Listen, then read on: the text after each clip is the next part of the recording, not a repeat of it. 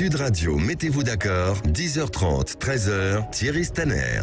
Le roi Pelé est mort hier et il était le monarque absolu du ballon rond, le seul joueur à avoir gagné 3 coupes du monde. Et son décès suscite une vague d'émotions dans le monde entier. Pour en parler, j'accueille Eduardo Riancipel, franco-brésilien et ancien député. Bonjour. Bonjour. Bonjour Eduardo, et j'accueille également Henri-Émile. Bonjour. Bonjour. Vous êtes un ancien membre de l'encadrement de l'équipe de France de football. Avant de vous entendre sur réagir à cette annonce du décès du roi Pelé avec Maxime Trouleau, rappelons qui il était. Edson Arantes do Nascimento, de son vrai nom, dit Pelé, et qui est donc mort à l'âge de 82 ans. Oui, Pelé était au football ce que Soulage était au noir ou Picasso au cubisme. Cet artiste né le 21 ou 23 octobre 1940 selon les registres, a grandi dans une cité minière entre Rio et Sao Paulo. Edson Arantes do Nascimento goûte au ballon rond très tôt comme une évidence pour ce fils de footballeur amateur. Repéré très jeune, il intègre le célèbre club de Santos à 15 ans et passe les étapes avec la plus grande précocité. Oui, Pelé impressionne déjà tout le monde. Pelé brille et à seulement 17 ans, il remporte sa première Coupe du Monde en 1958. Mais hormis au Brésil, terre sacrée du football, Pelé n'est pas encore le roi. Ses arabesques sur le terrain ne sont que très peu diffusées. En France, par exemple, seulement 10% de la population possède le petit écran. Peu importe, encore simple prince à la veille de ses 18 ans, Pelé se fait un nom. 4 ans plus tard, en 1964, il soulève de nouveau le Graal mondial et s'assoit de nouveau sur son trône. Et puisque jamais 2 sans 3, le numéro 10 de la Seleção décroche un 3e titre mondial en 1970.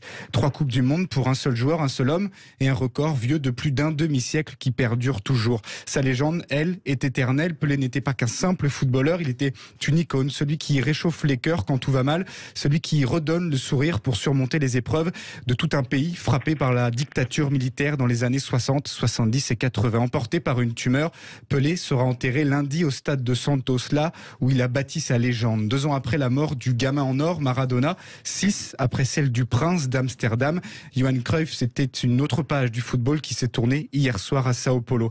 Alors certains se demandent encore s'il est le plus grand de tous, peut-être, ou peut-être pas, peu importe finalement.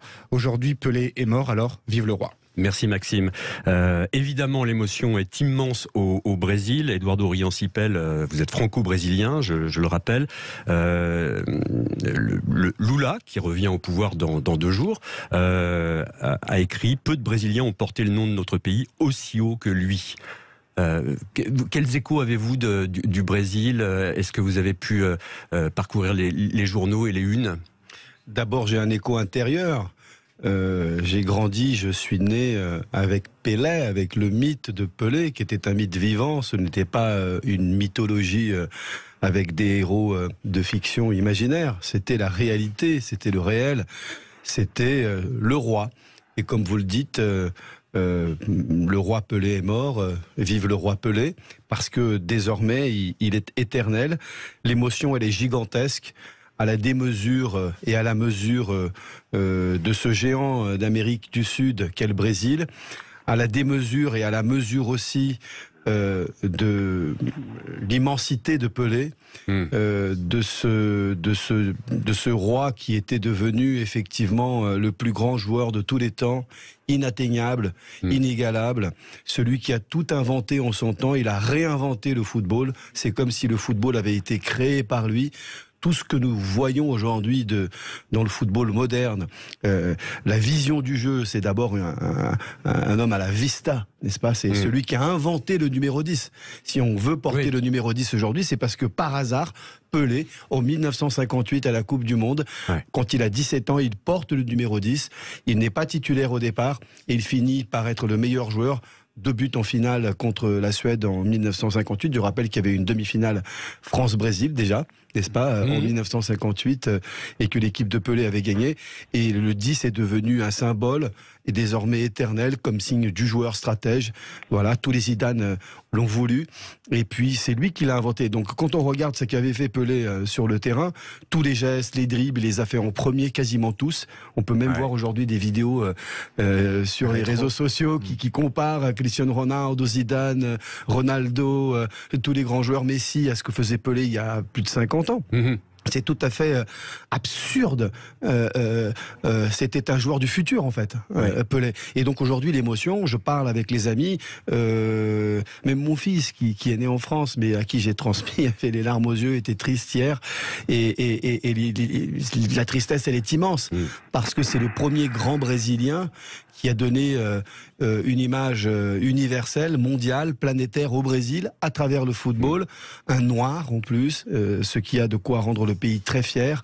Et donc aujourd'hui, les Brésiliens sont tristes. J'avais un copain aussi qui est un fanatique de football, le président de mon club qu'on a créé à Paris, Marquinhos, qui était très triste. Tout le monde est triste parce que c'est un monde qui s'en va. Et en même temps, on a la certitude que c'est un monde qui est désormais éternel. Parce qu'en réalité, Pelé, par ce qu'il a fait, il a influencé tout le monde, tous les autres footballeurs, le jeu, qui fait que l'héritage de Pelé, en réalité, c'est notre présent même. Merci Eduardo. Et 3 jours de deuil national sont décrétés au Brésil jusqu'aux obsèques du roi Pelé. Henri-Émile, en quoi le jeu de Pelé sur le terrain était-il à ce point extraordinaire qu'effectivement il ait influencé des générations et des générations de joueurs? Disons qu'il y avait tout le côté spectacle qu'amenait sa gestuelle et on avait l'impression qu'on ne pouvait pas l'arrêter. Donc partant de là, ça donnait envie à beaucoup de jeunes de pouvoir l'imiter. Moi, au début de ma carrière à la fédération comme conseiller technique régional à Limoges, je me souviens du film qui avait été fait par un de ses partenaires, un sponsor, Pelé, le maître et sa méthode, et on passait ce film dans toutes les écoles de football, dans toute la région, tous les cadres techniques de la fédération le faisaient, et ils jonglaient dedans avec un pamplemousse, pour vous donner un exemple, mais il y avait une aisance, il y avait une facilité qu'on a essayé de transmettre, bien sûr, à travers tout ce côté pédagogique. Puis l'homme souriant que j'ai connu ensuite, qui dans tous les échanges était toujours fantastique dans la manière d'aborder les gens. Je me souviens du jubilé de Michel Platini, où avec Maradona, ils se quittaient plus tous les trois. C'était des moments très forts. Ouais. Une technique si impressionnante que, alors il a marqué 1281 buts tout au long de sa carrière, mais sa technique était si impressionnante que finalement les buts qu'il n'a pas marqués se revoient à nouveau. Oui, c'est vrai qu'il y a des gestes comme sa tête où pour lui c'est le plus beau but qu'il a marqué alors qu'il n'a pas marqué. Ce sont des souvenirs, ce sont des gestes fantastiques. Luc Sonor est avec nous au 0826 300 300. Bonjour. Bonjour. Vous êtes un ancien footballeur et vous voulez vous joindre à cet hommage qu'on rend ce matin au roi Pelé. Écoutez, oui, parce que c'est quelqu'un qui m'a marqué, que j'ai eu la chance de rencontrer 2 fois. C'est ça surtout qui me fait chaud au cœur d'avoir connu cet immense joueur. D'ailleurs, je ne comprends même pas qu'il y ait débat et qu'on fasse des comparaisons. Pour moi, il n'y en a qu'un, il restera toujours qu'un, c'est Pelé. Parce qu'il a tout inventé à mon sens. Malgré mon jeune âge, j'ai eu la chance, il est venu jouer en Guadeloupe, Pelé. Il est venu jouer en Guadeloupe avec Santos. Les Guadeloupéens, on a eu cette chance de le recevoir chez nous aux Antilles. Et je me souviens de ce match. Bon, j'étais tout petit, hein. Mon père, évidemment, m'a donné la chance d'aller voir ce grand monsieur. Toute la Guadeloupe était au stade, hein, je vais mieux vous le dire. Et lors du match, il est dribblé par un garçon qui, malheureusement, aujourd'hui n'est plus de ce monde, qui est Guy Perratou. Et le dribble a tellement impressionné qu'il a arrêté le match, il a enlevé son maillot et il l'a donné à ce joueur de la Guadeloupe. Et c'était le seul joueur de la Guadeloupe que tout le monde enviait, qui avait le maillot de Pelé, de Santos, le numéro 10, et qui l'a encore. Et puis la deuxième chose, c'est avec Monaco, on jouait, on a fait chaque année avec la Fête du Prince, on rencontrait une équipe internationale de renommée. Et nous avions reçu le Brésil. Et Pelé nous a fait l'honneur là aussi de venir. Et quand il m'a serré la main, je vous assure que je ne voulais plus toucher à ma main. Je n'arrivais même pas à jouer. Parce que ce monsieur-là, je crois que tout le monde, c'était pire qu'un président de la République, tout ce que l'on peut imaginer. Ouais. En plus, il était d'une gentillesse incroyable, toujours un petit mot pour chaque joueur. C'est pour ça que ce monsieur, en dehors du fait que pour moi, c'est ce que j'ai vu de plus beau dans ce monde du football, c'était aussi quelqu'un de cœur, qui avait vraiment cette envie de vous faire avancer, toujours le petit mot gentil pour vous permettre de progresser. Et je crois que c'est ça, Pelé. Je n'ai pas grand-chose à dire. Henri Émile est là, il le connaît encore mieux que moi. Mais voilà, je suis super malheureux. On sait toujours qu'un jour ou l'autre, il doit partir. C'est comme ça, mais quand ça arrive, c'est vrai que c'est quelque chose de triste, de dur à digérer. Mais en tout cas, il restera à tout jamais. J'ai un fils qui a 22 ans. Mais lui, déjà, je l'ai déjà tellement mis Pelé dans la tête que lui-même, il a l'impression de l'avoir connu. Donc, c'est vous dire, il restera, quoi qu'il arrive, toujours le patron pour moi. Merci infiniment, Luc Sonor, pour ce témoignage. Et Baptiste nous rejoint au 0826 300 300. Bonjour Baptiste. Vous êtes en région parisienne. Peut-être êtes-vous trop jeune pour avoir vu Pelé sur le terrain à la télévision en direct. Mais c'est vrai que sa mort touche toutes les générations, comme le disait Luc à l'instant. C'est ce que j'allais vous dire, c'est que moi ce qui m'impressionne et ce qui m'a toujours impressionné avec Pelé, c'est que moi effectivement je suis né en 85, donc 15 bonnes années après qu'il ait quitté les terrains. Ouais. Et pourtant je sais tout de Pelé. Alors je suis un fan de foot évidemment, ça aide, mais moi je connais tout de Pelé. J'ai vu quelques-uns de ses matchs, alors que la plupart n'étaient pas télévisés. J'ai vu des actions, j'ai vu des buts. Et même en étant né presque 20 ans après sa retraite, Pelé pour moi ça veut dire quelque chose, et je suis d'accord avec, je crois que c'était Luc Sonor qui disait qu'il n'y avait pas débat sur qui est le plus grand joueur de tous les temps. Ben non, il n'y a pas débat en fait. Pelé, même pour des gens qui sont nés à la fin du XXe siècle, c'est Pelé quoi. Voilà. Donc il n'y a pas de débat effectivement. Est-ce qu'il a un héritier d'après vous? Ah, je vois où vous voulez m'emmener. Un certain Mbappé. En tout cas, ce qu'on peut pas nier, c'est qu'il y a quelques similitudes dans leur parcours. Alors, le jeune parcours de Kylian pour l'instant, mais ce qu'on peut pas nier, c'est qu'effectivement, alors peut-être la seule différence, c'est que Pelé a gagné 3 Coupes du Monde, et on sait qu'aujourd'hui, avec le niveau du football actuel, gagner 3 Coupes du Monde, ce sera compliqué. Mais oui, il en reste 2. Mbappé, même pour Pelé, c'était dur, parce que franchement... Oui, non, mais bien sûr. Et en plus, on parle très peu parce que vous avez mentionné tout à l'heure 58, 62, 70, on parle très peu de la Coupe du Monde 1966. Il se fait casser en deux. Voilà, c'est ça. Il y avait clairement un contrat sur Pelé à l'époque. Ils l'ont séché. Par être blessé même. Et bon, enfin voilà, il aurait pu faire la passe de 4. Donc je pense que c'est une performance qui ne sera pas égalée. Néanmoins, oui, il y a quelques similitudes entre Mbappé et Pelé, clairement, qui commencent à se dessiner. Merci infiniment Baptiste pour votre témoignage. Je vous souhaite une belle fin d'année avec Sud Radio. Eduardo Riancipel, Pelé, c'était au-delà du foot. Maxime le rappelait tout à l'heure, un symbole social et politique, même si avec la politique, ça a parfois été un peu compliqué.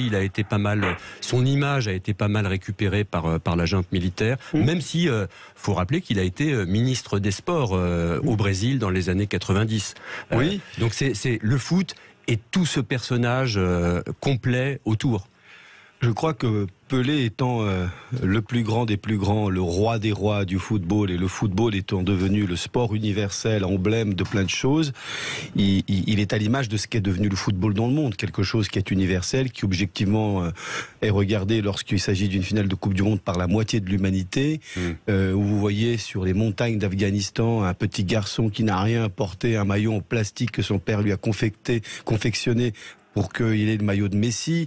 C'est quelque chose qui se joue partout. Il n'y a rien de plus universel peut-être comme pratique aujourd'hui, activité sociale ou sportive, que le football. C'est incroyable. Et donc Pelé étant le plus beau, le plus grand, il est ce symbole-là. Et donc il n'est pas que le symbole de l'art et de ce qu'il a fait, il est aussi celui de l'efficacité et de la victoire. Parce que comme on vient de le rappeler, il a 3 Coupes du Monde. Il a 3 Coupes du Monde. Et Pelé n'était pas quelqu'un de très engagé. C'était quelqu'un qui... je crois, par sa mentalité, par son caractère, a cherché à rassembler, ne voulait pas le conflit, voulait rester universel à l'image de son football. D'où les reproches qui lui ont parfois été faits de ne pas s'opposer suffisamment. Alors c'est vrai, il a été utilisé effectivement par la dictature militaire au Brésil entre 1964 et 1970. la Coupe du Monde de 1970, cette grande sélection, la plus belle de tous les temps, de la 3e Coupe du Monde de Pelé, Tostão, Jairzinho, Rivellino, Carlos Alberto, tous ces gens-là, eh bien c'est la dictature militaire qui a porté cette équipe, qui l'a pris en charge pour l'entraîner, la mettre quasiment dans un couvent et pour qu'ils aient une condition physique totale. Et c'est ce qui s'est passé. Mais l'équipe, elle était totalement... Voilà, ils ont fait ce qu'ils avaient à faire au terme du football et heureusement qu'on a eu cette équipe. Mais c'est vrai qu'on a pu reprocher, à Pelé d'avoir rencontré le président installé par la dictature. À l'époque, c'était pas un homme qui était directement engagé, mais je pense que, compte tenu de son parcours, du milieu d'où il vient, et puis il y avait un danger aussi, hein, attention, hein, on s'opposait pas comme ça à la dictature militaire sans conséquence. Je pense qu'il était totalement dévoré et concentré sur le football. Il pensait que ce qu'il pouvait apporter de mieux au Brésil et au monde, c'était le football. Et il a fini par le faire. Et je pense que tout ce qu'il a fait dans l'art du football, dans la pratique du football et dans les résultats qu'il a obtenus, ont dribblé toutes les péripéties qui ont pu y avoir avec la dictature. Cette sélection ne sera jamais la propriété de la dictature. Et puis, il a été ministre. Et je termine par là. Ça a été le premier ministre, sans doute noir, au Brésil. Ce n'était pas rien. Oui. Ce n'est pas rien d'avoir un noir ministre. En gros, Pelé était devenu un seigneur. Pas simplement du football, mais un seigneur complet. Maxime. Est-ce qu'aujourd'hui, dans un Brésil très divisé par la dernière élection présidentielle, Pelé, ou en tout cas sa mort, peut rassembler le pays ? Je pense qu'il y a un deuil national, donc il y a cette passion... Ce travail de deuil qui va s'opérer, donc tous les sentiments, les souvenirs, les parcours, parce que vous savez, quand on est de ma génération, et même tous les parents, nos parents ont vécu Pelé, ils ont vécu adolescent, donc ils partagent, ça fait partie de la vie quotidienne. Hein, moi j'ai grandi dans un environnement où on parlait tout le temps de Pelé. Je rappelle par ailleurs que ma génération n'a pas vu la Coupe du Monde être regagnée par le Brésil avant 1994. J'avais 18 ans. Donc pour moi, c'était que Pelé qui avait gagné les Coupes du Monde. Donc ça, c'était quand même déjà... Est-ce que la question pour nous, c'était plutôt, est-ce que c'est que du passé? Est-ce que le Brésil est est-ce que c'est fini les Pelé? Est-ce que c'est fini le Brésil qui gagne? Est-ce que le football brésilien, c'est juste une affaire du passé? Maintenant, on a des trucs techniques, c'est l'Europe, etc. La question a été reposée par Mbappé avant la Coupe du Monde et la victoire a été celle de l'Argentine. Donc, est-ce que ça va rassembler le pays un court instant? Parce que le pays est profondément divisé, jamais aucun... ça peut aider peut-être à remettre des idées en place, mais le pays est si divisé au plan politique que ça va mettre du temps avant que le pays soit réconcilié au point de s'apaiser par rapport à la période Bolsonaro qui a été terrible et dont les séquelles vont continuer. Et je crois que le Brésil est assez mûr aujourd'hui, comme la France d'ailleurs. Oui. La France qui est devenue un très grand pays de football, quasiment comme le Brésil, dans l'esprit du moins. C'est-à-dire qu'on sait que les belles victoires dans le football ne règlent jamais aucun problème politique. Ils peuvent nous inspirer. Parce que Pelé est une inspiration de détermination, de volonté, de se relever, de ne jamais abandonner. La question s'était posée dans sa tête. Est-ce que je fais la Coupe de 70 ou pas? Il n'était pas certain, il voulait arrêter. Il voulait arrêter. Et c'est un modèle de volonté. Et en ce sens, je crois que, y compris au plan mental, le petit Kylian est un héritier, en effet, de Pelé. Et Pélazinho, c'est Kylian Mbappé. Et je souhaite qu'il remporte lui aussi 3 Coupes du Monde. Voilà, le petit prince Mbappé. Merci beaucoup à tous d'avoir participé à cet hommage au roi Pelé ce matin. On se retrouve dans un instant après la pause. Et on va s'intéresser à vos bonnes résolutions. Oui.